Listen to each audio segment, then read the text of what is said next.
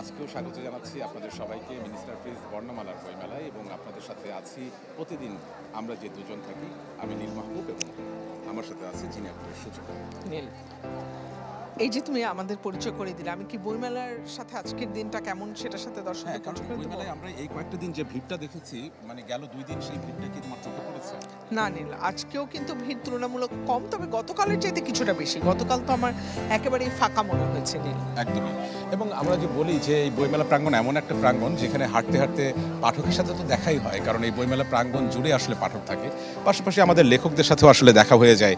এবং আজকে 3 জনের সাথে দেখা হয়েছে এবং 3 জন 3 পরিচয়ে, একজন কবি, একজন আলোকচিত্রী এবং আছেন একজন কথা সাহিত্যিক, আর সাথে আমরা দুজন কারা উপস্থাপক, আমরা দুজন সঞ্চালক নীল। আচ্ছা, প্রথমে আমরা আপনার কাছে যেতে চাই, এই যে দারুণ আমরা ভাষার মাসে আছি এবং আপনার পাঞ্জাবিটিও দারুণ লাগছে, সেখানে স্বরবর্ণ এবং ব্যঞ্জনবর্ণের একটা ব্যঞ্জনা আছে। আপনার কাছে একটু জানতে চাই যে আপনার যে বইটি এবার এসেছে, মৌনমুখর বাদল দিন। বাদল দিন কেন মৌনমুখর? মৌনমুখর এটা আমারই বন্ধুর সৃষ্টি, আমারই কাজের উপরে রহমান এবং তানবীর ওদেরই নির্ধারিত করে দেওয়া আমার এই বইয়ের নাম। আচ্ছা, আপনি বলছিলেন সূচনা, আমার বুমে হঠাৎ করে সাউন্ড পাচ্ছে না, তুমি যদি একটু অবশ্যই অবশ্যই আমি বলছি, আপনি এই যে আপনার ছবিগুলো, এবং আপনি বলছিলেন যে 88 সালের যে, মানে কোন ছবি 88 সালের পরবর্তীতে নেই, 80 দশকের ছবি, সেই বিষয়টা নিয়ে একটু জানতে চাই। যে যেই মুখগুলো আমরা দেখতে পাচ্ছি সব 80 দশকের ছবি, আসলে নির্বাক ছবিগুলোই 80 দশকে ছিল, বাক্সবন্দি, এবং ওটাকেই আমার ক্যামেরাবন্দি করা এবং এবার বই আকারে প্রকাশ করা, যেন সবাই বুঝতে পারে ওই 80 শতকের ছবি তাদের দৃষ্টিকোণ থেকে যেন একবার উল্টে দেখে আমরা কি ছিলাম, কি অবস্থায় ছিলাম, এখন কি অবস্থায় আছি, তারই প্রতিচ্ছবি আমার প্রতিটি ছবিতে। এটাকে কি আমরা একটা অ্যালবাম বলতে পারি? এইটা 80 দশকের বলতে পারেন, কিন্তু এটা মিক্সড অ্যালবাম বলতে হবে। মানুষের গ্রাম এবং শহরের জীবন এবং জীবনযাত্রার স্বাভাবিক চালচিত্র বলতে পারেন, এটা বলা যাবে। আর ছবি প্রমাণ করবে আপনি কি দেখছেন, কি করছেন, একেবারে তখনকার রেল লাইনের পারগুলো কেমন। হ্যাঁ, এটাই হলো বাস্তবতা। এখন এগুলো ব্ল্যাক অ্যান্ড হোয়াইট অবলুপ্তর পথে, তবু এটা ফ্রেমবন্দি করে রাখার কারণ হলো আগামী যুগটা যেন দেখতে পায় ব্ল্যাক অ্যান্ড হোয়াইট কি পর্যায়ে ছিল এবং কোন অবস্থায় ছিল, তাহলেই আমার এই বইয়ের সার্থকতা। নীল, অদ্ভুত তাই না? 80 দশকের সেই রাস্তার পাশের মুখগুলো, রাস্তার ধারের 80 দশকের দেয়ালগুলো কেমন ছিল, কিংবা এই যে বাদল দিনের যে বন্যা কবলিত ছিল সেই সময়টা কেমন ছিল, সবই কিন্তু এই বইতে আছে। নীল, নিশ্চয়ই তোমার মাইক্রোফোনটি ইতিমধ্যে ঠিক হয়ে গেছে। ঠিক হয় নাই, এখনো ঠিক হয় নাই সম্ভবত। আচ্ছা, তোমাকে আপাতত আচ্ছা, একাই তাহলে চালাতে আমি হবে। বাকিদের সাথে একটু কথা বলি। এবং আমাদের সাথে আছেন একজন কবি। নীল শুরুতেই পরিচয় করিয়ে দিয়েছে, আকাশটা শুধু পুরনো হয় না, বাকি সবকিছু কি পুরনো হয়ে যায়?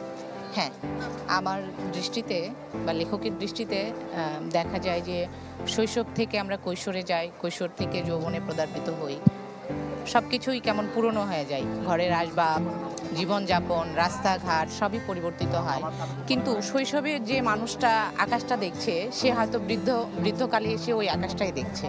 আকাশটা তার কাছে খুব একটা পুরনো হয় না এবং আকাশ ওইভাবেই সে দেখছে এবং জীবনযাপন এইভাবেই পরিবর্তিত হচ্ছে, দিনের পর দিন চলে যাচ্ছে, আকাশটা একইভাবে তার দিকে তাকিয়ে রয়েছে, সেও আকাশকে দেখছে, এবং এই কারণে ওই চিন্তা থেকেই লেখা যে আকাশটা শুধু পুরনো হয় না। আমরা আকাশের গল্পে তো থাকবো, আমরা এত কথা বলছি, একজন কথা সাহিত্যিক আছেন আমাদের সাথে, এবং শূন্য রথের ঘোড়া। এই যে রথে তো আসলে মানে রথ, মানে এই ঘোড়াটা কি, মানে শূন্য রথে চড়ে, এটা আমি একটু আপনার এই বইটা সম্পর্কে জানবো। আচ্ছা, অনেক ধন্যবাদ এবং সবাইকে শুভেচ্ছা, নবফাল্গুনের শুভেচ্ছা। আমি যেটুকু বলতে চাই, শূন্য রথের ঘোড়া এটি আমার দ্বিতীয় উপন্যাস।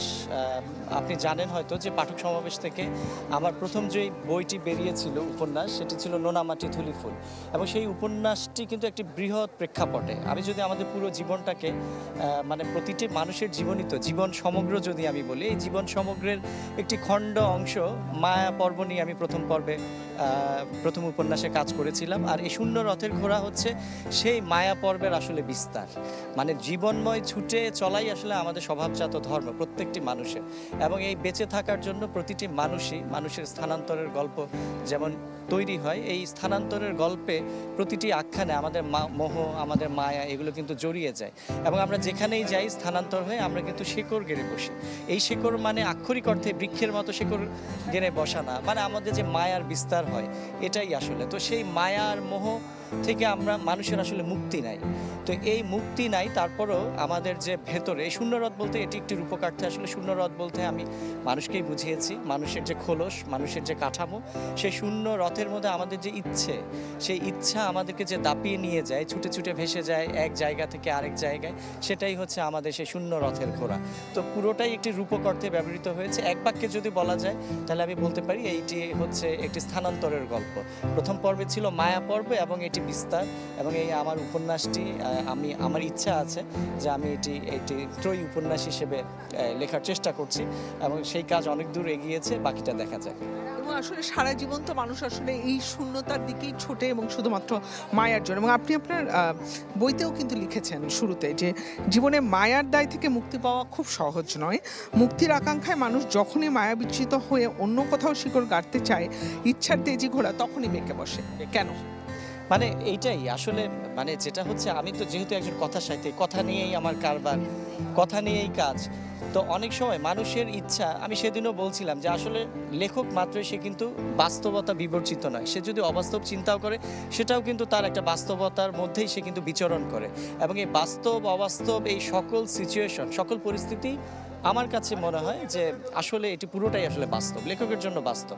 তো এখন শূন্য রথের ঘোড়া, আমার হয়তো ইচ্ছে আছে যে আমি এখন নগরে থাকবো না, আমি গ্রামে কোথাও ছুটে যাব, মনে মনে কিন্তু চাইলেই চলে যাওয়া যায়। তো স্থানান্তরের গল্প এজন্য বললাম যে নোনামাটি ধুলিফুল, মানুষ আসলেই নোনামাটির মানুষ। সে যেই মহৎ কীর্তিরূপে সে যার কাজ রেখে যায় বা সে যে চিহ্ন রেখে যায়, এটাই আসলে ধুলিফুলের সৌরভ ছড়াবে। আসলে ধুলিফুল বলতে কিছু নেই, ফুল শুকিয়ে গেলে সেটা আসলে মাটিতেই মিশে যায়। তো মাটির শরীর মিশে গেলে মাটিতে সেটাকে ধুলিফুল নামে বলছি আমি। এবং এই ধুলি ফুলের সৌরভ কিন্তু সে তার কাজের মাধ্যমে রেখে যায়, এবং সে যখন স্থানান্তর এক জায়গা থেকে আরেক জায়গায় চলে যাবে সেই গল্পটাই কিন্তু রেখে যাবে। মানে প্রতিটি মানুষই আসলে সন্তান সম্ভবার মতো গল্প সম্ভবা, আখ্যান সম্ভবা বা শব্দ সম্ভবা। আমি এভাবেই আসলে ব্যাপারটাকে বলছি। তো ঘোড়া, ইচ্ছে রথের ঘোড়া বা শূন্য রথের ঘোড়া, সেই ইচ্ছের ঘোড়া বেঁকে বসতেই পারে। আমি ছুটে যেতে চাই গ্রামে, সে বলবে না তুমি এখন নগরে থাকো। তো এই যে দ্বিধাদ্বন্দ্বের মধ্যেই আসলে লেখক বিরাজ করে, বিচরণ করে, সে তার সেভাবেই আসলে সে তার কাজ করে যায়।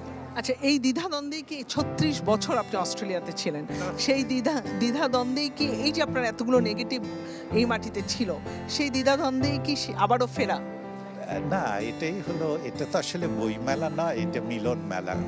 এই মিলন মেলা হলো সবার সাথে মিলিত হওয়া যায় এবং বাংলা ভাষায় কথা বলা এবং বাংলা ভাষার সঙ্গে পরিচিত হওয়া। বহির্বিশ্বে বইমেলা হয় কিন্তু এমন প্রাণ হয় না। এই একটা সুযোগে আমার কাজটা হয়ে গেল। সবাই একবার দেখুক, গুছানো কাজ। নেগেটিভ বন্ধ হলে তো দরজার মধ্যে আটকানো থাকে, আমি একাই দেখি, একাই উপভোগ করি।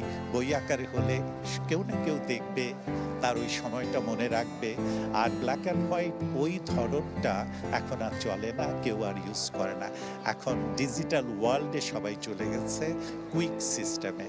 আর আমার প্রতিটা ছবি সেই 88 এটাই আমার প্রথম প্রকাশনা। এবং আমরাও কিন্তু বেশ শিহরিত বোধ করেছি যখন ছবিগুলো দেখেছি, আমাদেরও খুব কৌতূহল হচ্ছিল। যারা নতুন প্রজন্মের আমরা এসেছি, ছবিটা দেখে অনেক ভালো লেগেছে। দেখা যায় যে আমার বাবার কাছে শোনা 88-র বন্যাটা অনেক বড় বন্যা ছিল। আমি ছোট শহরে থেকেছি, জয়পুরহাটে। ওখানে আমাদের যে বাড়িটা ছিল, ওই উঠান ছিল বাড়িতে, তো ওই বন্যায় নাকি উঠান পর্যন্ত পুরোটা ডুবে গেছে, এবং মাছ, পুকুর ছিল পাশে, মাছ উঠে আসতো। তো এই গল্পগুলো যেভাবে শুনতাম, আজকে ওনার ছবিগুলো দেখার পর ওটা আমার একটা চিত্রকল্প মিলিয়ে গেল। তো এটা আমাদের জন্য অনেক বড় পাওয়া যে উনি ক্যামেরাবন্দি করে রেখেছেন। আর পাশাপাশি আমরা ওর সঙ্গে কবিতা দেখছি, কবিতাগুলো অসাধারণ মোম ভাইয়ের। তো সব মিলিয়ে কাজটা আমার কাছে খুবই ভালো লেগেছে, আর আমাদেরকে, নতুন প্রজন্মকে এটা অনেক উপকৃত। তানজিলা, একটু কবিতা নিয়ে তো কথা হবে। এই যে একজন আরেকজনের বই নিয়ে কথা বলছে, এটাই তো বইমেলার সৌন্দর্য।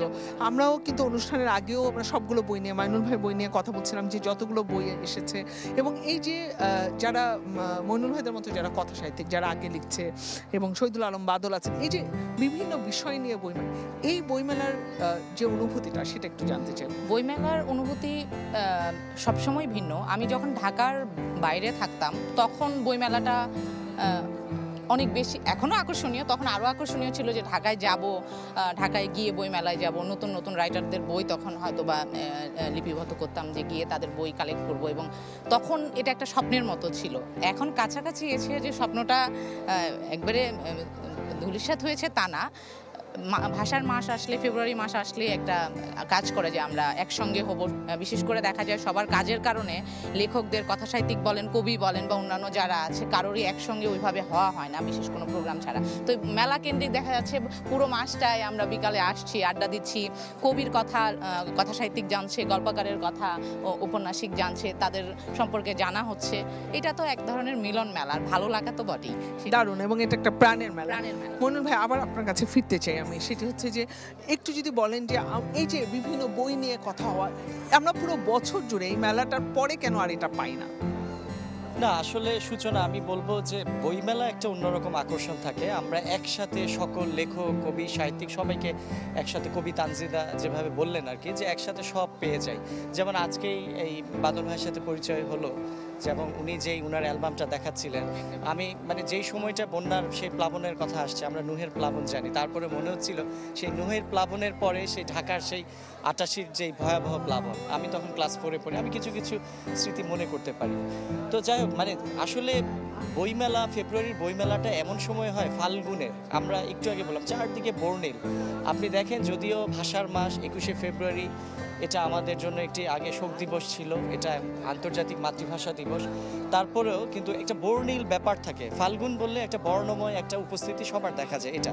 আর সারা বছর বলতে এখন কিন্তু আমি আশাবাদী এজন্য, ঢাকায় কিন্তু এখন অনেক বড় বড় পাবলিকেশন তারা কিন্তু বিভিন্ন বুক ক্যাফে করছে, এবং সারা বছর ধরেই, আমরা হয়তো খোঁজ রাখি না, সারা বছর ধরেই কিন্তু আপনার অনেক বই কিন্তু পাবলিশ হচ্ছে, বিভিন্ন বইয়ের মোড়ক উন্মোচন হচ্ছে, বই নিয়ে আলোচনা হচ্ছে, পাঠচক্র হচ্ছে। তার মানে আসলে বইয়ের আলোচনা আছে, হয়তো সেভাবে আমরা দেখতে পাই না।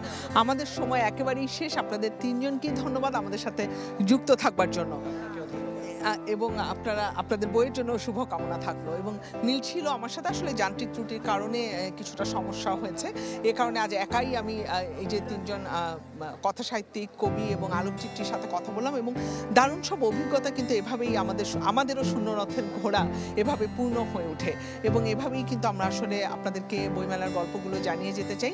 আগামীকাল আবারও দেখা হবে একই সময় মিস্টার ফ্রিজ বর্ণমালার বইমেলায়। আজকের মতো বিদায় নিচ্ছি।